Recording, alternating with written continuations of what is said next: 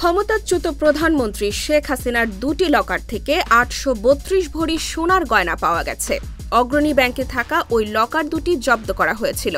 আদালতের অনুমতি নিয়ে মঙ্গলবার একজন ম্যাজিস্ট্রেটের উপস্থিতিতে লকার দুটি খোলা হয়।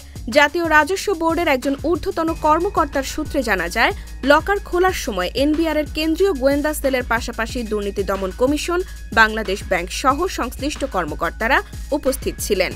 রাজধানী দিলকুশায় অবস্থিত অগ্রণী ব্যাংকের প্রধান শাখায় শেখ হাসিনার দুটি লকার ছিল। সম্পদের তথ্য গোপন করে কর ফাঁকির অভিযোগে গত সেপ্টেম্বরে এনবিআরের সিআইসি তা জব্দ করে। সিআইসির শীর্ষ পর্যায়ের একজন কর্মকর্তা নাম প্রকাশ না করার শর্তে আমরা আদালতের অনুমতি নিয়ে বাংলাদেশ ব্যাংকের নিয়মনীতি মেনে লকার দুটি খুলেছি। সেখানে ৮৩২ ভরি সোনার গয়না পাওয়া গেছে। এখন ওনার আয়কর রিটার্নে দেওয়া সম্পদ বিবরণীর সঙ্গে মিলিয়ে দেখা হবে। অগ্রণী ব্যাংকের এই লকার দুটি জব্দ করার এক সপ্তাহ আগে গত ১০ ডিসেম্বর পূবালী ব্যাংকে থাকা শেখ হাসিনার আরেকটি লকার জব্দ করে এনবিআইয়ের সিআইসি।